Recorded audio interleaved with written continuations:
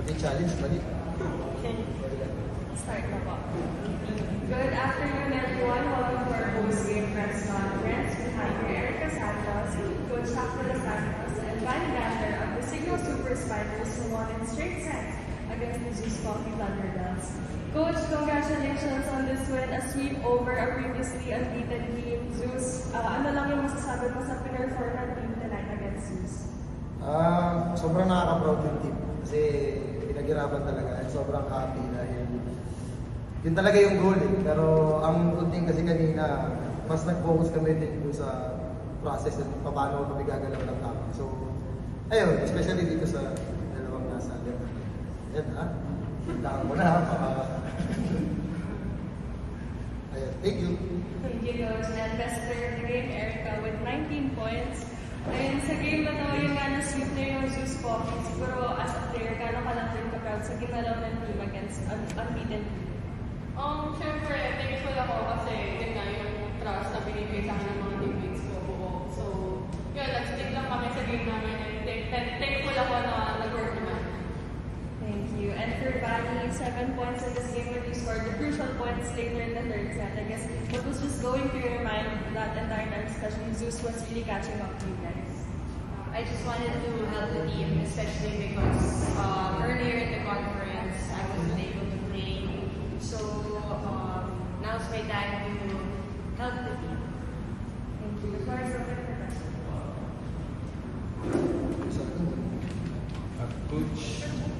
Coach, alam naman na yung standing sa gitna, medyo dikit-dikit na tayo ngayon. After natalo na po yung PLDT in your first stunning victory, gano'n na po siguro kalaking momentum boost po ito na undefeated team na 3 sets pa pagkapanalo.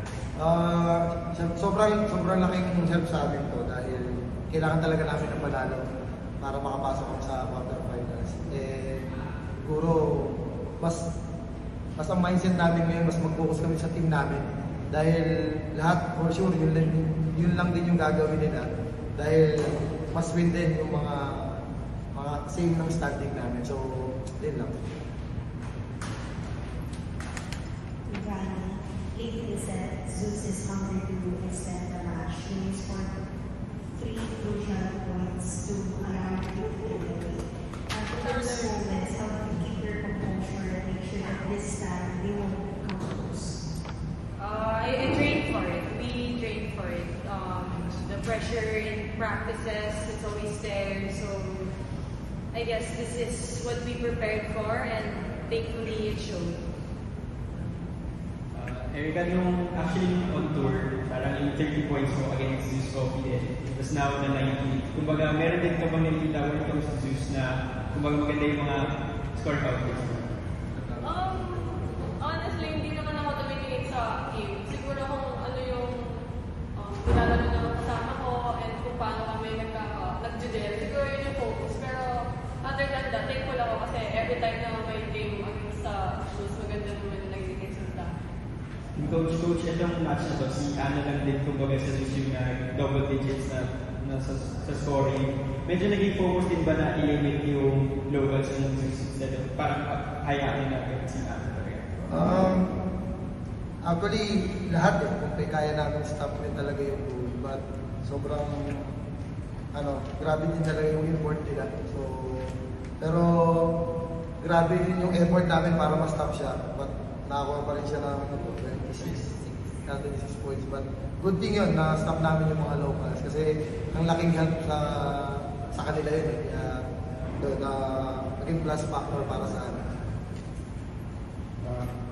Coach, I know si Erica and Vanny did most of the heavy lifting, pero yung import niya si Catherine, ano na ba, parang siya na ba yung hinahanap yung missing link sa Signal na? I think siya, dahil ang laking tulong niya sa amin. KD medyo nag-adjust talaga. To be honest, ang dami pa niyang kailangan ng maging adjustment para sa team. But ang good thing is yung paano rin siya makisama sa amin. And ganoon din yung mga players. Paano din siya i-accommodate din sa team and paano siya tulungan. Ang kailangan pa rin namin pagandahin pa rin yung relationship namin with her. And hopefully, mas mag-step up pa. Alam namin na kaya pa niya gumalaw ng maayos. Because if you can measure or quantify mo yung, kumbaga from 1 to 10, ilan na si Catherine? One. Skills-wise, siguro nasa 8 or 9. But yung sa performance na talagang nahanap namin, siguro nasa ano pa kami, 6, mga ganun. 6 or 7, or 7. Hopefully maging 10 talaga sa 11 pa. Dahil yung susunod na mga games, must-win talaga siya. So, kailangan mag-all out siya. So, mindset lang din and kailangan magkaroon din ng magandang communication with her. Eh, yung thoughts naman ni Eric and Ronnie about their import na slowly but surely parang nag-fit na kayo. Siguro yung closeness namin outside the court din nakakatulong kasi hindi naman nagkakalayo yung age namin. So, light lang siya kasama and nakakatulong siya sa court. Same na age. Same age din daw si siya. I have high respect for Katie because her adjustment time was not long. And it's very hard as an outside hitter. I have a hard time adjusting to a new system. And she was able to do it better than I probably could, like faster and better. So I'm really grateful for Katie and yes, amen. Nag-coach. Just one more question kay Balik. From me, just one more question. Balik kasi parang when you left, nag-alas Pilipinas, Erica wasn't there yet. Pero now that Erica has arrived, what's your thoughts on her join forces with him para magdagdagan ng trust?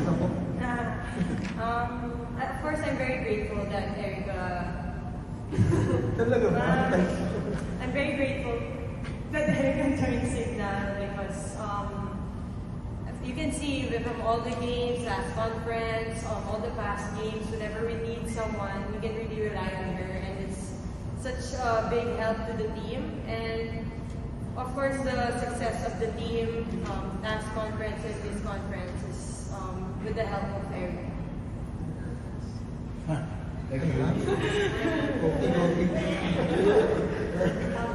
Yung last game na sa preliminaries will be against Green Line and must win siya to qualify for the quarterfinals. Siguro paano na yung magiging mindset mo yung heading into that? Same lang siguro, recover muna yung buong team and then sa ilang days namin ng preparation, aralin namin ang buong team. For now, enjoy muna namin yung panalo namin and makapagpahinga ng guys. Thank you, Coach. Thank you, Eric. Thank you, guys. Thank you, Coach.